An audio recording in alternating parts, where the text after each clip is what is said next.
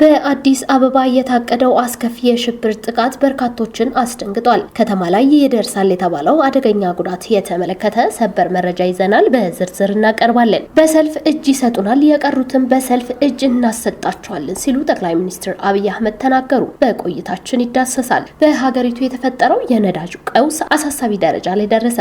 1 ሊትር ነዳጅ 900 ብር እየተሸጠ ይገኛል። በአሜሪካን ኒው ሜክሲኮ ግዛት ውስጥ የሚገኝ ፍርድ ቤት የፌስቡክ ባለቤት የሆነው ሜታ የማህበራዊ ሚዲያ መድረኮች ለልጆች ምን ያህል ደህንነታቸው የተጠበቀ መሆኑን በተመለከተ አሳሳች መረጃ ሰጥቷል በሚል $375 ሚሊዮን ቅጣት ጣለበት። ክቡራትና ክቡራን የጥበብ ሚዲያ ቤተሰቦች በቆይታችን እነዚህና ሌሎችንም ሀገር አቀፍና ቀጠናዊ መረጃዎችን በዝርዝር እናቀርባለን። ለቤቱ አዲስ የሆናችሁ ውድ ቤተሰቦቻችን ሰብስክራይብ በማድረግ የደውል ምልክቷን በማብራት የቤቱ አባል ተሆኑ ዘንድ በአክብሮት እንጋብዛለን። በቅድሚያም የዕለቱን የቢዝነስ ዘገባዎች አስቀድመን ወደ ዝርዝር ዘገባዎች እናልፋለን። አብራችሁን ቆዩ። በተለያዩ ባንኮች የዕለቱ የውጭ ሀገር ገንዘቦች የምንዛሬ ዋጋ እንደሚከተለው እናቀርባለን። በዳሽን ባንክ ዶላር 153 ብር፣ ዩሮ 181 ብር ከ8 ሳንቲም፣ ፓውንድ 209 ብር ከ2 ሳንቲም፣ የስዊዝ ፍራንክ 198 ብር ከ6 ሳንቲም፣ ድርሃም 44 ብር ከ3 ሳንቲም፣ ሪያል 43 ብር ከ4 ሳንቲም። በአቢሲኒያ ባንክ ዶላር 153 ብር ከ4 ሳንቲም፣ ፓውንድ 208 ብር ከ2 ሳንቲም፣ ዩሮ 182 ብር፣ የስዊዝ ፍራንክ 194 ብር ከ1 ሳንቲም፣ ድርሃም 44 ብር ከ1 ሳንቲም፣ ሪያል 43 ብር ከ7 ሳንቲም፣ ዩዋን 22 ብር ከ2 ሳንቲም። ህብረት ባንክ 1 ዶላር 153 ብር ከ4 ሳንቲም፣ ፓውንድ 207 ብር፣ ዩሮ 182 ብር ከ8 ሳንቲም። በሰልፍ እጅ ይሰጡናል፣ የቀሩትም በሰልፍ እጅ እናሰጣቸዋለን ሲሉ ጠቅላይ ሚኒስትር አብይ አህመድ ተናገሩ። በሰልፍ እጅ እናሰጣቸዋለን ሲሉ ጠቅላይ ሚኒስትር አብይ አህመድ አስጠነቀቁ። በማይነቃነቅ አለት ላይ ተመስርተናል፣ ማንም እንዳሻ ቢወጣ ቢወርድ አይነቀንቀንም በማለትም ለተቃዋሚዎቻቸው መልእክት አስተላልፈዋል። ጠቅላይ ሚኒስትር አብይ አህመድ የኮሪደር ልማትን በተመለከተ በቃና ቴሌቪዥን የሰጡት ቃለ ምልልስ ትኩረት ስቧል። ከተሜነትና ኮሪደር ስራዎች ላይ ያተኮረ ነው በተባለለት በዚህ ቃለ መጠየቅ ትኩረት የሚሹ በርካታ ጉዳዮች ተነስተዋል። ተቃዋሚዎቻቸው በሰልፍ እጅ እንደሚያሰጧቸውም ሲናገሩ ተደምጠዋል። በውስጥም ይሁን በውጭ ያሉ ተቃዋሚዎች በቀጣይ 2 እና 3 ዓመታት በሰልፍ እጅ ይሰጡናል ብለዋል። ያለ ጥርጥር በሰልፍ እጅ ይሰጣሉ የተባሉት ተቃዋሚዎች ከመንግስት ጋር የሚታረቁት ይቅርታ ጭምር ጠይቀው እንደሚሆንም ተናግረዋል። የሀገር ውስጥ ተቃዋሚዎች በጊዜ ሂደት ገብቷቸው በሰልፍ እጅ ይሰጡናል ያሉ ሲሆን ዲያስፖራው ተቃዋሚም ይቅርታ ጠይቆ ይገባል ብለዋል። ሌላው ጠቅላይ ሚኒስትሩ በዚህ ቃለ መጠይቃቸው ያነሱት ጉዳይ በኮሪደር ልማቱ ዙሪያ ስለሚነሱ ክሶች ነው። ዓለም አቀፉ የመብት ተቆርቋሪ ድርጅቶች ከዚህ ቀደም ባወጣቸው የምርመራ ሪፖርቶች በአዲስ አበባ የኮሪደር ልማት በርካታ ዜጎች መፈናቀላቸውን አስታውቀው ነበር። ለዚህም ክስ የሰጡት ምላሽ ዶክተር አብይ ክሱን ውሸት ነው በማለት አጣጥለውታል። የአዲስ አበባ የኮሪደር ልማት ዓላማ ሰው ማፈናቀል አይደለም፣ ኮሪደሩ ችግር የለበትም ብዬ ባልመጻደቅም ዝም ብሎ ሰው እያነሱ የመጣል ነገር አይደለም ሲሉ ማስተባብለዋል። በኮሪደር ልማቱ ላይ አቃቂር ያወጣሉ ያሏቸውም አካላትም አዲስ አበባ ያልመጡ ባሉበት ሆነው ስለኛ መፈናቀልና ስለኛ ሰላም ማጣት የሚናገሩ ናቸው ብለዋል። እነዚህ ተቃዋሚዎች መንግስት አብቅቶለታል እያሉ ይዘባበታሉ ሲሉም ከሰዋል። እመነኝ ነገ እያንዳንዱ ይቅርታ ጠይቆ ይመጣል ያሉም ሲሆን ብዙ ተምረናል፣ ብዙ ወዳጅ አፍርተናል፣ በቀላሉ አንወድቅም የሚል መልእክት አስተላልፈዋል። አክለውም የውስጡም የውጭውም እጅ እየሰጠ ያልፋል ብለዋል።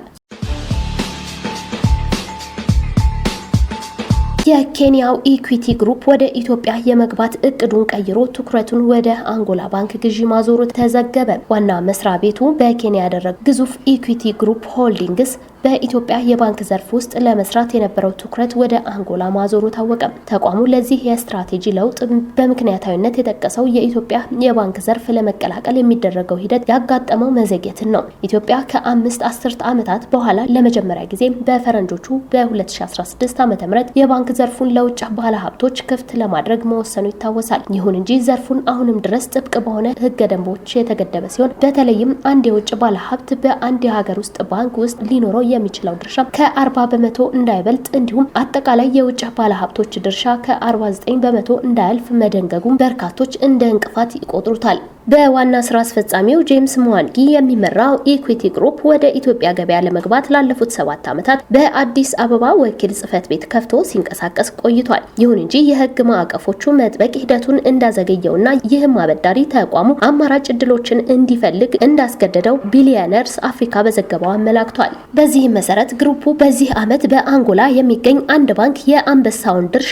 ለመግዛት አቅዷል። ይህም በአንጎላ የፋይናንስ ዘርፍ ውስጥ እየተደረገ ያለውን የማሻሻያና የማቀናጀት ሂደት ለመጠቀም ያለመ መሆኑን ተገልጿል። ይህ የኢኩዊቲ ግሩፕ የስትራቴጂ ለውጥ ምንም እንኳን የኢትዮጵያ ባለስልጣናት የውጭ ካፒታልን ለመሳብ ጥረት እያደረጉ ቢሆንም ባለሀብቶች የፋይናንስ ዘርፍ በነጻ ኢኮኖሚ መርህ የሚጓዙበት ፍጥነት ላይ ያላቸው ጥንቃቄ ያሳያል። ኢትዮጵያም አሁንም ለቀጠናው ግዙፍ ባንኮች ቁልፍ የረጅም ጊዜ ኢላማ ብትሆንም የህግ ማዕቀፎች መቆየት ግን ወደ ገበያው ለመግባት የሚደረገውን ጉዞ ሊያዘገየው እንደሚችልም ዘገባው አመላክቷል። ብልጽግና ፓርቲ የአዲስ አበባ ከተማ ምክር ቤት ካሉት 158 መቀመጫዎች መካከል በ24ቱ አይወዳደርም ተባለ። ብልጽግና ፓርቲ ትላንት መጋቢት 15 ቀን 2018 ዓ.ም ይፋ ያደረገው የአዲስ አበባ እጩዎች ዝርዝር ላይ እንደተመለከተው ለ7ኛው ጠቅላላ ምርጫ ያስመዘገባቸው እጩዎች ብዛት 158 መቀመጫዎች መካከል ለ134ቱ መሆኑ ተመላክቷል። ሆኖም በቀሪዎቹ ሁሉም የከተማ የምርጫ ክልሎች ውስጥ የተወሰኑ ቁጥሮች ያላቸው ወኪሎች ያላቀረበ ሲሆን በድምሩ ለ24 የምክር ቤት መቀመጫዎች ተወዳዳሪ እጩዎችን አላስመዘገበም። የኢትዮጵያ ብሔራዊ ምርጫ ቦርድ ድረገጽ ላይ እንደተመላከተው በ6ኛው ጠቅላላ ምርጫ የአዲስ አበባ ከተማ አስተዳደር ምክር ቤት መቀመጫዎች ብዛት 138 የነበረ ሲሆን ብልጽግና ፓርቲ ለሁሉም መቀመጫዎች ተወዳዳሪዎችን አቅርቦ ነበር። ለ7ኛው ጠቅላላ ምርጫ የአዲስ አበባ ከተማ ምክር ቤት መቀመጫዎች ብዛት በ20 ከፍ ብሎ 158 የደረሰ መሆኑ በቦርዱ ድረገጽ ላይ ተመላክቷል። ነዳጅ ከማደያዎች ውጪ በሊትር ደሴ 350 ብር በዳባት 900 ብር መሸጡን አሽከርካሪዎች ተናገሩ። በጎንደርና ባህር ዳር በነዳጅ ማደያዎች ለወረፋ ከ2000 እስከ 10000 ብር እየተከፈለባቸው ቀናት አሉ ብለዋል። በአማራ ክልል የነዳጅ እጥረት እና የዋጋ ለውጥ በግብርናና በኢንዱስትሪ ምርቶች መሸጫ ላይ ጭማሪ አስከትሏል። የነዳጅ እጥረትና የዋጋ ማሻቀብ በአማራ ክልል የህዝብ ማጓጓዣ ዘርፍ የተሰማሩ አሽከርካሪዎችን በኃይል እየተፈታተነ ነው። በሰሜን ጎንደር ዞን ዳባት ከተማ የሚገኙ አንድ አሽከርካሪ ነዳጅ በሊትር 900 ብር እየተሸጠ እንደሚገኝ ተናግረዋል። በጎንደርና ጎጃም መስመር ከባድ መኪና የሚያሽከረክሩ የኮምቦልቻ ነዋሪ ሊትር 500 ብር እና 600 ብር ነው እየገዛን ያለነው ሲሉም ተናግረዋል። በደሴ ከተማ የሚገኙ አሽከርካሪ በበኩላቸው ሁሉም ቆሟል፣ ናፍጣ የለም ሲሉ የገበያውን ሁኔታ አስረድተዋል። በነዳጅ መጥፋት ምክንያት ስራ አቁመናል፣ ምን እንደምንሆን አናውቅም የሚሉ አሽከርካሪዎች ነዳጅ ከማደያዎች ውጪ በጥቁር ገበያ 1 ሊትር 350 ብር አካባቢ እንደሚሸጥ ተናግረዋል። ከፍተኛ የነዳጅ እጥረት በገጠማት ደሴ ከተማ መንግስት ባወጣው ተመን ከማደያዎች ለመግዛት አሽከርካሪዎች ለ6 ቀናት እንደሚሰለፉ ይነገራል። ከኢድ በዓል ጀምሮ ተሰልፈው በመጠባበቅ ላይ የሚገኙ አሽከርካሪዎች ይኸውና ዛሬ 6ኛ ቀናችን ነው፣ ግን ምንም እየተሰጠን አይደለም ሲሉ አስረድተዋል። ነዳጅ አለ ግን አይሰጥም፣ ቆይ ዛሬ ቆይ ነገ እየተባለ ነዳጁ እያለ ትራንስፖርት ላይ ያሉት አልተቀዳላቸውም ወይም እኛ መስመር ላይ የምንሰራው አልቀዳንም ሲሉ አክለዋል። በማደያው ያለው ነዳጅ ሲከፋፈል ለኮሪደር ልማት፣ ለግንባታ፣ ለኮንስትራክሽን፣ ለመንገድ ስራ ቅድሚያ እንደሚሰጥ የተነገራቸው አሽከርካሪ ማክሰኞ መጋቢት 15 ቀን 2018 ዓ.ም ሰልፍ እየበተኑ ነው ያለው እዚህ ዶልፊን ማደያ ላይ ማለት ነው። ይሰጠን አይሰጠን እንግዲህ ከከሰዓት አናውቅም ብለዋል። ነዳጁ ያገኙ እየተስማሙ አይደለም፣ መተው ተጨቃጭቀው ይሄዳሉ የሚሉት አሽከርካሪው ህዝቡ ግን በመሃል እየተጎዳ ነው፣ ትራንስፖርትም የለም ቆሟል በሚል ደረጃ ነው ያለው በማለት ተጽዕኖውን ገልጿል። ተሽከርካሪዎች በነዳጅ እጥረት ምክንያት ለበርካታ ቀናት ስራ ለማቆም እየተገደዱ ነው። በነዳጅ እጥረት ምክንያት ስራ መስራት አልቻልንም የሚሉ ሁለተኛው በደሴ የሚገኙ አሽከርካሪ በነዳጅ ማደያ ተሰልፈው የሚያገኙትን ማግኘት ተቸግረዋል። ወረፋ ይባላል፣ ግን ዞሮ ወረፋ ይዘህም የምትቀዳው የሚገባው ሌላ ነው፣ ገንዘብ እየሰጠ ነው በመሃል የሚገባው በማለት አስረድተዋል። በማደያዎች በኩል የሚቀርበው ነዳጅ ለልማትም ይውላል ይባላል፣ ለኮሪደር ልማት የሚሉት አሽከርካሪ ለ4 ቀናት መሰለፋቸው ገልጸዋል። በ4 ቀናት ውስጥ ራሱ ናፍጣ ማግኘት አልቻልኩም የሚሉት አሽከርካሪው ችግሩ የዕለት ተዕለት የስራ እንቅስቃሴዎችን አስተጓጉሎታል። በጎንደር ከተማ በማዲያ ለሚያዘው ወረፋ እስከ 2000 ብር እንደሚከፈል የሚናገሩ አሽከርካሪ በበኩላቸው ከዚህ ቀደም 1 ሊትር ነዳጅ በ160 ብር መቅዳታቸውን አስረድተዋል። በአማራ ክልል ርዕሰ ከተማ ባህር ዳር በነዳጅ ማዲያ ቀድሞ ለመግባት ለወረፋ 10,000 ይከፈል እንደነበር አሽከርካሪው አስረድተዋል።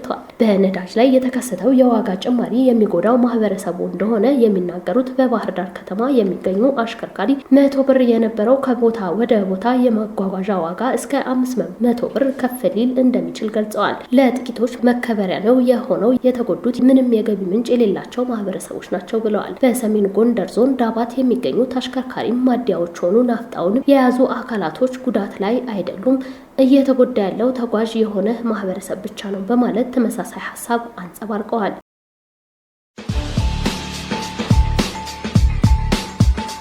በአዲስ አበባ ከተማና በአካባቢዋ መጠነ ሰፊ የሽብር ጥቃት ለመፈጸምና የህዝብ ሰላምን ደህንነትን ለማደፍረስ ታስበው ሲጓዙ የነበሩ ልዩ ልዩ ህገወጥ የጦር መሳሪያዎች በሱሉልታ የፍተሻ ኬላ በተደረገ ጥብቅ ክትትልና ፍተሻ በቁጥጥር ስር መዋላቸው ተገለጠ። ከምስራቅ ጎጃም ዞን ዋና ከተማ ደብረ ማርቆስ መነሻቸውን ያደረጉት እነዚህ ህገወጥ የጦር መሳሪያ አዘዋዋሪዎች የጸጥታ አካላትን አይን ለማባለግና ፍተሻን ለማለፍ ሲሉ በአነስተኛ የህዝብ ማመላለሻ ተሽከርካሪዎች ላይ መሳሪያዎቹን እንደ ተራ የቤት ውስጥ ቁስና ሌሎች ሸቀጦች በማስመሰል በረቂቅ መንገድ ደብቀው ለማሳለፍ ቢሞክሩም በሌላ በኩል በኬላው ላይ በተሰማሩ የጸጥታ ኃይሎች ንቁ ተሳትፎና ብቃት ሳይሳካላቸው ቀርቷል። እንደ ጸጥታ አካላት መግለጫ ከሆነ እነዚህ የጦር መሳሪያዎች ወደ ከተማዋ ገብተው በታቀደላቸው ቦታ ላይ ቢሰማሩ ኖሮ በንጹሃን ዜጎች ህይወትና በንብረት ላይ ሊያስከትሉ ይችሉ የነበረው አደጋ እጅግ ከፍተኛና አስከፊ ሊሆን ይችል እንደነበር ተመላክቷል።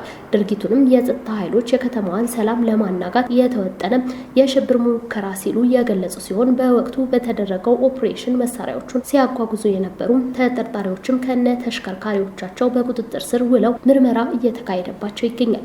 ይህ ስኬታማ ቁጥጥር የተከናወነው የጸጥታ መዋቅሩ ከህብረተሰቡ በሚደርሰው ጥቆማና ባለው የተቀናጀ የክትትል ስርዓት መሆኑ የተገለጸ ሲሆን መሰል ህገወጥ ድርጊቶችን ለመከላከልና የከተማዋን አስተማማኝ ሰላም ለማስጠበቅ ወደፊትም ጥብቅ ፍተሻና ቁጥጥር ተጠናክሮ እንደሚቀጥል ተመላክቷል።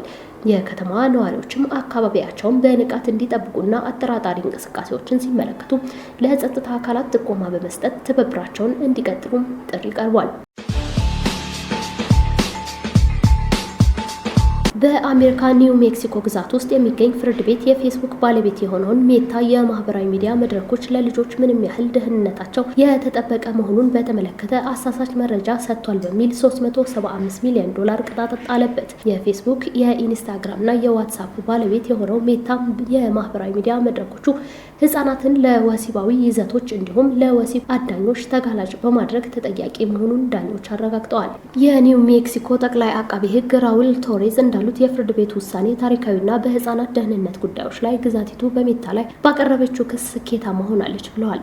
በሊቀመንበሩና በዋና ስራ አስፈጻሚው ማርክ ዙከንበርግ በመመራት የሜታ ቃል አቀባይ እንደተናገሩት ኩባንያቸው በፍርድ ቤቱ ውሳኔ እንደማይስማማና ይግባኝ እንደሚጠይቅ አሳውቀዋል።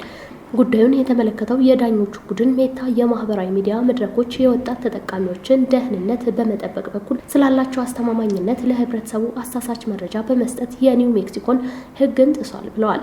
ክሱ በተሰማባቸው ባለፉት 7 ሳምንታት ለዳኞቹ የሜታ ውስጣዊ ሰነዶች የቀረቡ ሲሆን የቀድሞ የኩባንያ ሰራተኞች ተቋሙ ህጻናትን ለወሲብ የሚዳኙ ሰዎች መድረኮቹን ይጠቀሙበት እንደነበር እንደሚያውቅ ምስክርነት ሰጥቷል። የግዛቲቱ አቃቢያን ህጎች የሜታን ውስጣዊ ጥናትን በመጥቀስ በአንድ ሳምንት ውስጥ በኢንስታግራም ተጠቃሚዎች መካከል 16% የሚሆኑት ያልተፈለጉ የእርቃን ምስሎች ወይም የወሲብ ድርጊቶችን እንዲያዩ መደረጋቸውን ሪፖርት አድርጓል።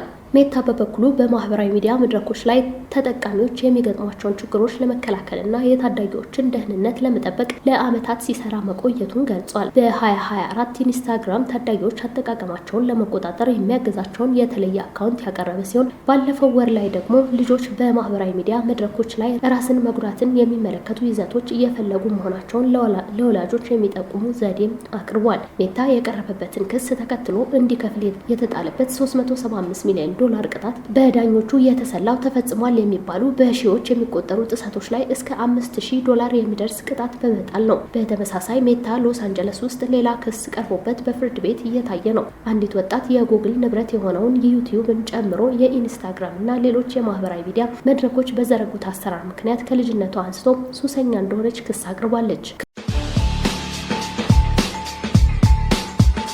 ክቡራንና ክቡራት የጥበብ ሚዲያ ቤተሰቦቻችን ለሰዓቱ የመረጥናቸው ዘገባዎች በዚህ አብቅተዋል። ለቤቱ አዲስ ሆናችሁ ሰብስክራይብ በማድረግ የቤቱ አባል ተሆኑ ዘንድ በአክብሮት ጋብዘን ተሰናበትን። ሰላም።